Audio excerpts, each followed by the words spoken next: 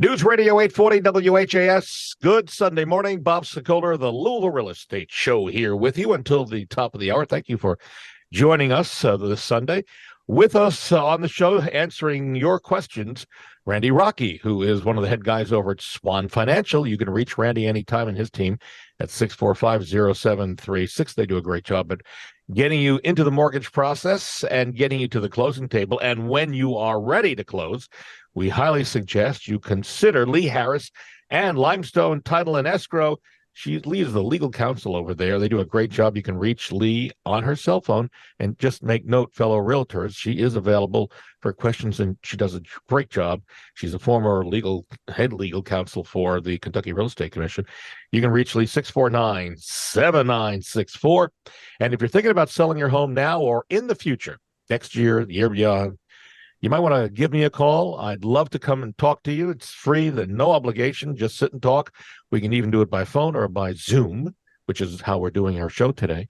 And to reach me, all you need to do is give me a call on my cell phone, 376-5483. That's my direct cell phone number. Or you can go to our website that's ready to take your information. That web address is bobsellslouisville.com. That's bobsellslouisville.com. All right.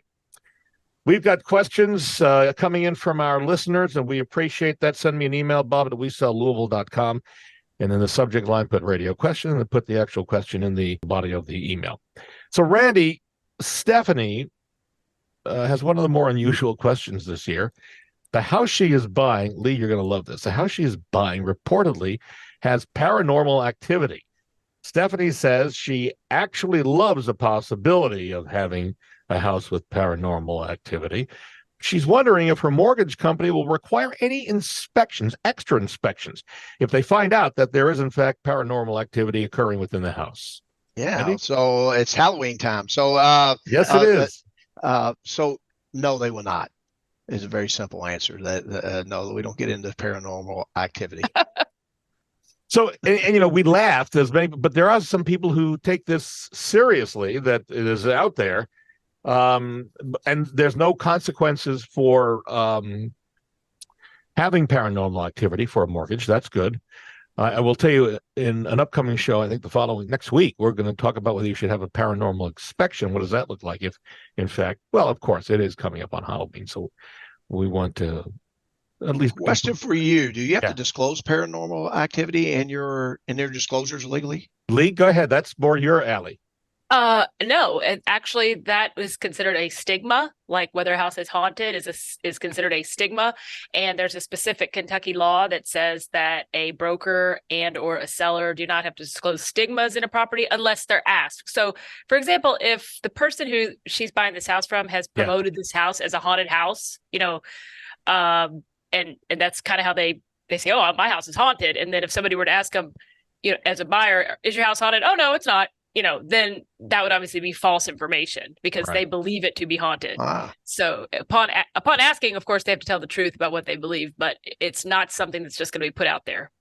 And we should point out on the disclosure that all sellers need to fill out, there is nothing that references paranormal activity. Right. So then maybe someday the commission will decide that's something that needs to be on there, but I doubt that's going to happen in the near future. Yeah. All right, we move on. This is both for Lee Harris over at Limestone and Randy Rocky at Swan. Dawn purchased a house that needs a lot of work about 10 months ago.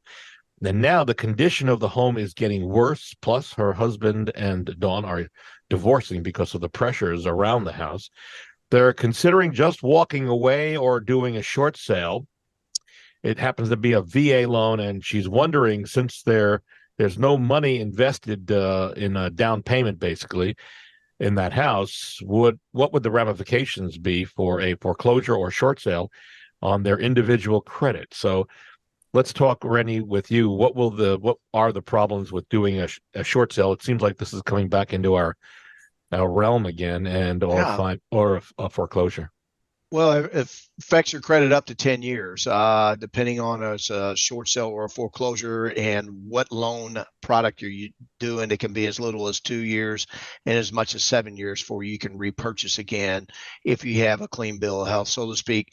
if you don't have any lates outside of after you foreclose on the property. So obviously this sounds like this is not avoidable if they're going to go that route. So yeah, it can be very tough on your. All right, but let's be a little more. Let's be more specific. Lee, feel free to jump in here as well. Sure. So a short sale, we're looking at 2 years ding on your credit. Well, it'll be on your credit for 10 years, but in 2 years, if you go FHA, you can, and in most situations, you can finance again. You can on a purchase. On a foreclosure, I believe it's 7 years. It's been a while since I've done it. It's been a while. Yeah. Yeah. So I believe it's 7 years if I'm not mistaken.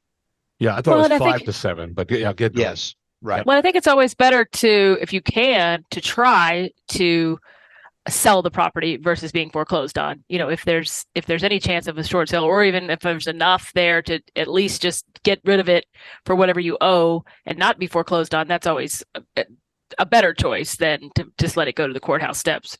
Yeah, and let's talk about what a short sale is. So basically, and Lee, you can do this, I can do this, but you're basically coming up with a sale. Let's say the house is worth $100,000, and let's say someone is willing to offer you $80,000. Then you're asking the bank to forgive that $20,000. In other words, if you have $100,000, the mortgage is $100,000, you're asking the bank to forgive $20,000 in debt. Am I right on that, Lee? Yes, and so they would renegotiate the amount you owe. Typically, of course, when you go to pay off your mortgage, they want you to pay the entire amount, right? Sure. A short sale is where you negotiate with them so that the bank doesn't have to take this property back. Banks are in the business of lending money, not in owning and selling homes. So they don't really want your house back. They'd prefer to, sometimes they have to take a loss in order to get that off of their books or get that off of their rolls. So they will sometimes, depending on the circumstances, negotiate with you for a lesser amount.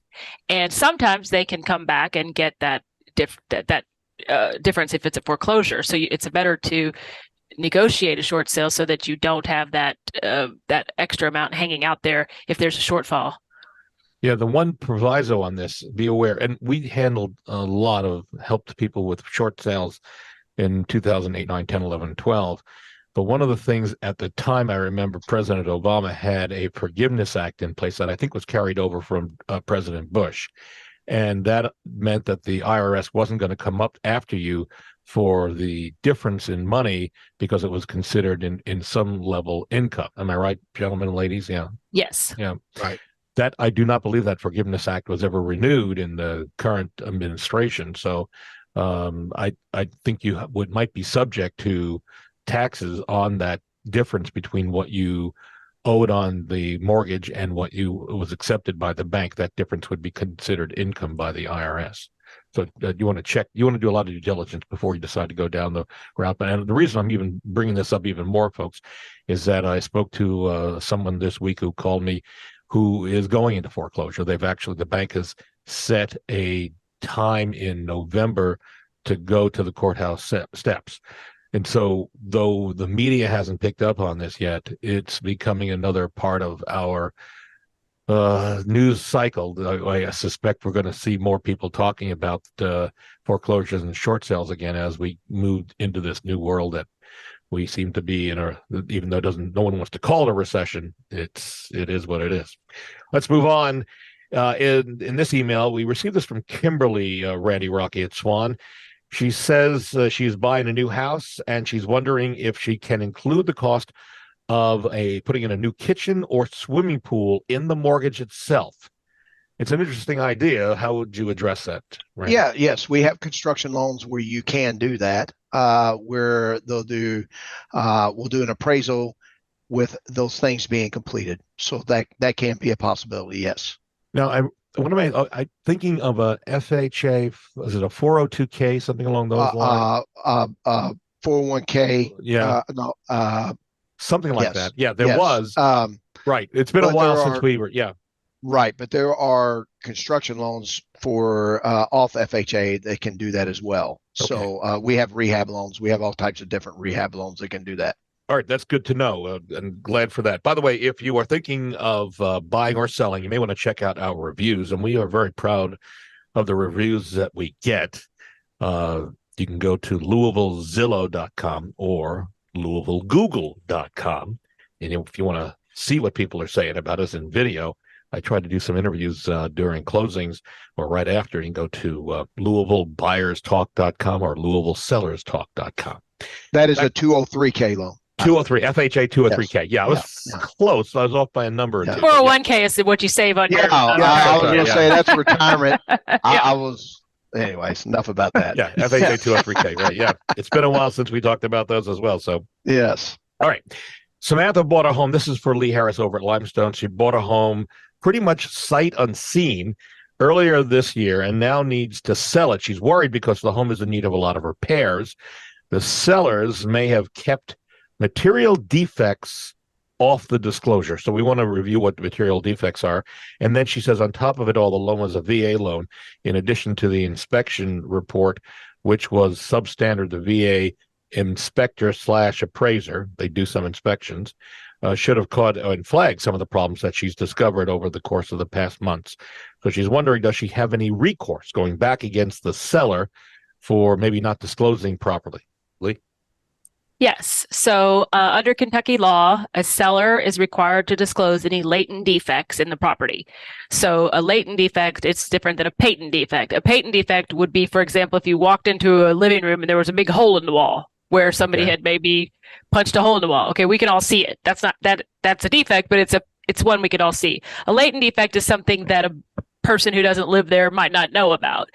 Something that's been fixed that I can't see, or something that's been broken that the seller knows about that the buyer doesn't know about. A home inspection is sort of supposed to fill in that gap to some degree to find those latent defects so that then the buyer and seller can negotiate about repairs. However, if it can be proven that there is a knowledge on the seller's part and they did not complete the the disclosure correctly, then they do have liability because the seller disclosure form is a sort of a piece of evidence for the buyer as to what the seller acknowledged in writing was wrong with and correct with the property when they purchased it, and they're allowed to rely upon that.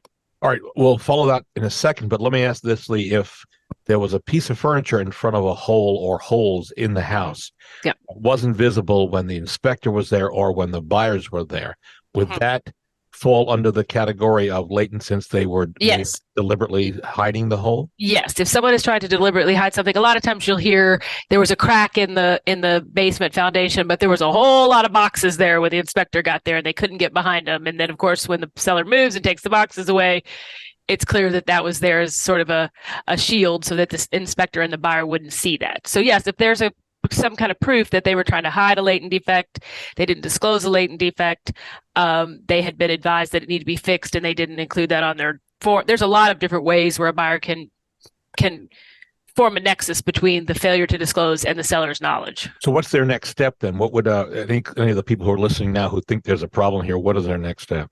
I advise people to do it this way. Under your Louisville contract, if you're in Louisville, you have a mediation / arbitration provision, which keeps you, for the most part, out of court. Anything that is up to $2,500, which is small claims, you can still go to small claims. Anything that's more of a major defect, usually it's HVAC, roof, basement, those type of things are obviously usually more than $2,500. I suggest that the buyer gets some estimates from some professionals, figure out exactly what it's going to cost. If it's above that small claims threshold, then draft a letter, ask their agent to send it to the seller's agent, trying to explain what they found, explain the discrepancies between that finding and the seller disclosure form, ask them, here's my estimates, I'd like to resolve this amicably. If not, we can go to mediation arbitration. And mediation is a process where the people try to work it out themselves. They pay a small fee to a mediator who is there as a neutral to try to facilitate a negotiation between the buyer and seller. If that doesn't work, then it goes to arbitration, and arbitration is a little more expensive, a little more formal. There's an arbitrator there, and that arbitrator listens to facts and listens to testimony and looks at documents and all of this kind of thing and determines who's right and who's wrong. And you win or you lose, and it's binding. There's no appealing in arbitration awards. So if it's something that's worth going after dollar-wise, then you could try the mediation / arbitration route. Got it. Incidentally, folks, if you want to hear or see a replay of this show, if you've got some facts that you want to listen to again, go to LouisvilleAnswers.com. That's a video replay on our YouTube channel, LouisvilleAnswers.com. We're going to take a break. When we come back, 13 things you're probably not washing enough in your home. Continuing with us, there's a couple of them there that even shocked me. Randy Rocky, Swan Financial. You can reach Randy, 645-0736. Also, Lee Harris, legal counsel over at Limestone Title and Escrow, 649-7964. If you're thinking of selling or buying a home either this year or next year or beyond, feel free to reach out to me anytime, 376-5483, and I'd be more than happy to come out and talk to you in person, free, no obligation, or we can talk on the phone or even on a Zoom call. Again, Bob Sokoler, 376-5483, or go to bobsellslouisville.com, fill out the information and hit enter, and it will come to me. We're back in a moment on News Radio 840 WHAS. News Radio 840 WHAS, Bob Sokoler, the Louisville Real Estate Show, continuing with you until the top of the hour. I hope it's a good Sunday for you. Continuing with us, Randy Rocky, who is one of the head guys over at Swan Financial. They do a great job of getting you pre-approved and to the closing table. You can reach Randy and his folks at 645-0736. Also, here is Lee Harris. She is legal counsel, Limestone Title and Escrow, and they have great cookies if you are at the closing table there. You can reach Lee at 649-7964. And if you're thinking of buying or selling a home in this year, next year, or beyond, please don't hesitate. Give me a call. We do a pretty good job getting things done. You can reach me on my cell phone at 376-5483, or go to bobsellslouisville.com and fill out the form. All right, 13 things that you're probably not washing enough in your home. We start with pillows. Now, we do pillow sheets, we do actual blankets, right, and all the other stuff. But when's the last time you actually threw your actual pillows in the wash? According to Molly Mae, they say you should wash your pillows twice a year. But you want to check the tag first to look for pillow washing instructions. So don't, because some of them can't go in the dryer, some of them need to be hand dried, things like that. Something else, fan blades. You can buy these things at the big box stores that go over the fan and kind of wipe them clean, but there's an easier way. Get an old pillowcase, encompass the fan blade, and then just squeegee it off into the pillowcase, and you don't have the dirt. I think that's a pretty good idea. I like it. I'd like it too. How often do you clean the floors under your furniture, especially if you don't have carpet, if there's wood floors? Well, I know someone who does it every 2 weeks who does that. That's a good thing.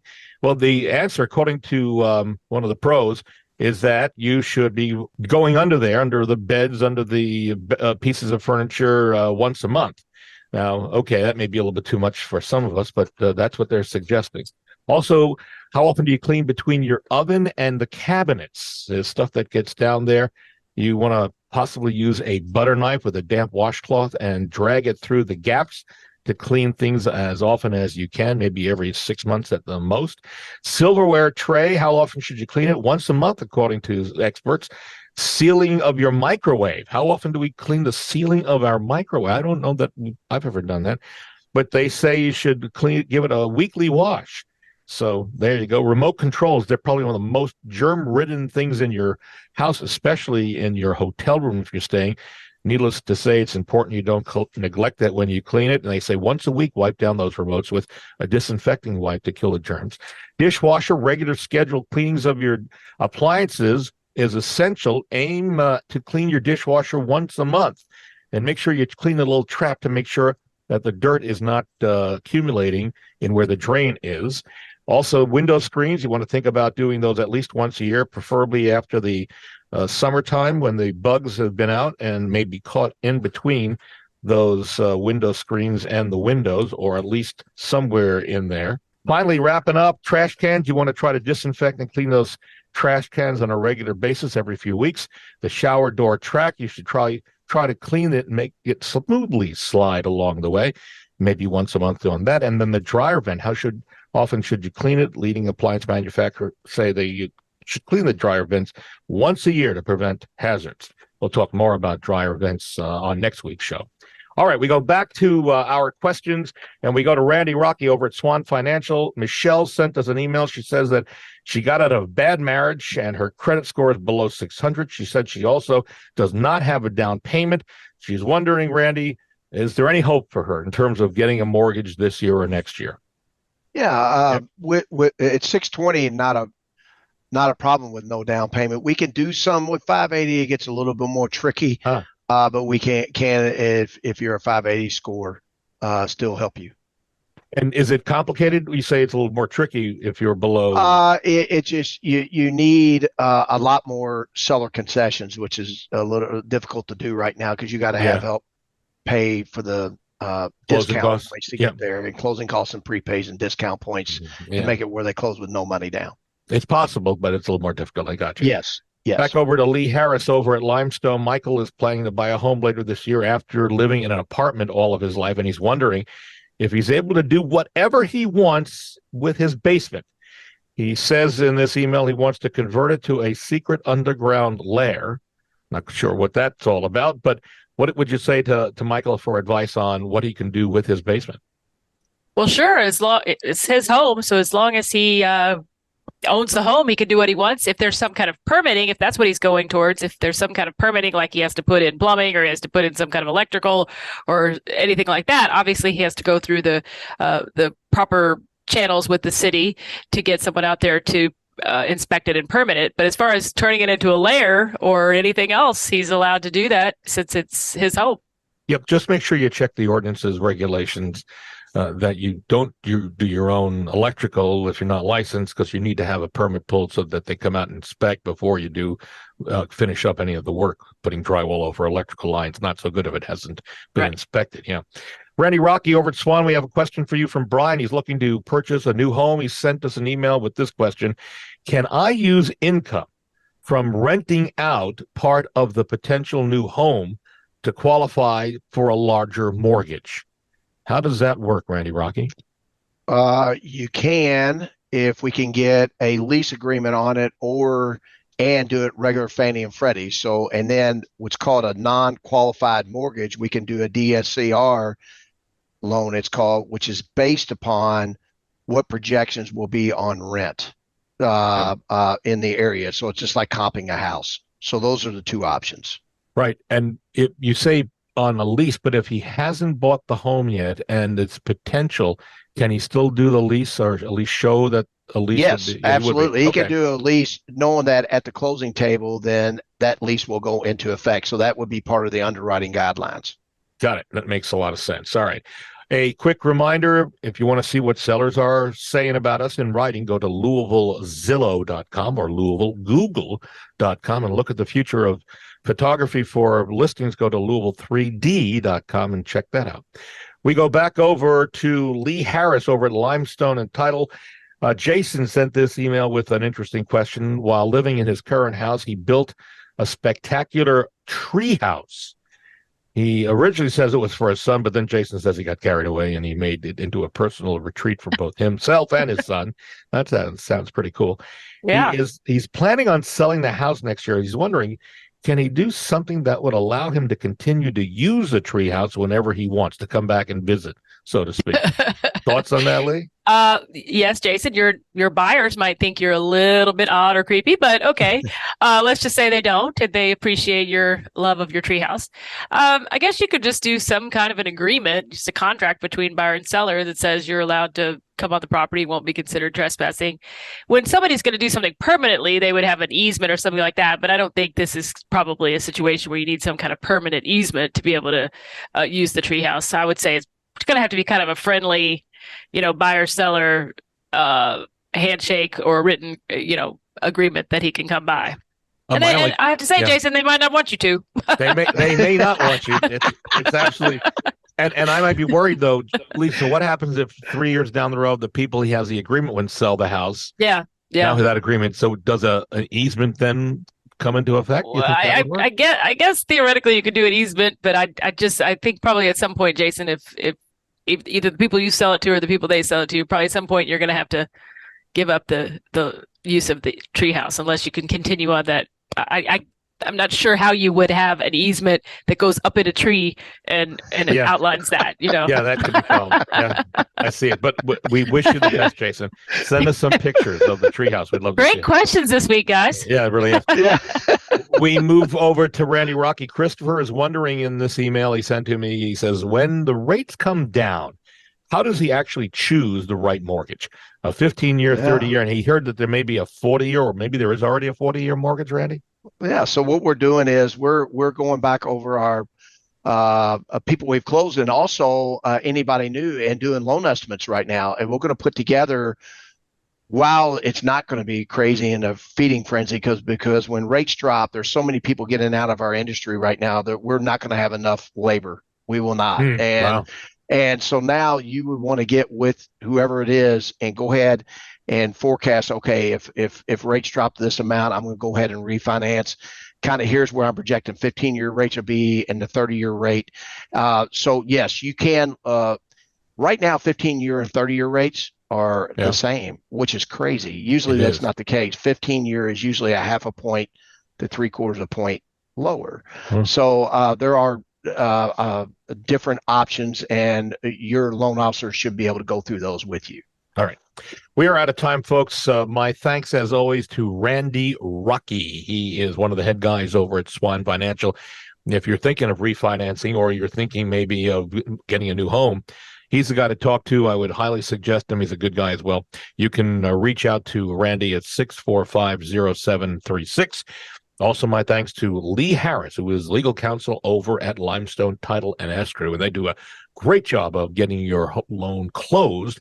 And they also have those great cookies there at the closing table. And because there's really good personal service, and a lot of our folks love. They do a great job. Yeah, they Thank you. Thank you very much. You can reach Lee and for other fellow realtors, again, legal counsel. Lee is phenomenal. She's one of the head legal people over at the Kentucky Real Estate Commission years ago. She knows her stuff. You can reach out to Lee on her cell phone. Yep, 649-7964 is her direct cell phone number. And as I've said, if you're thinking of buying or selling, I'd love to be able to help you. And we know it may not be this year. It could be next year or the year beyond. But you might want to think about reaching out to me now, sooner. We can come out. I'll be there. We have a meeting. What does it take? What's the plan? What's the road path? And then you have an idea of what to do either this year, next year, or the years beyond. And it's free. It's no obligation. It's just simply something that I do. You can reach out to me anytime on my cell phone at 376-5483 or go to bobsellslouisville.com. We are out of time. See you next Sunday on News Radio 840 WHAS.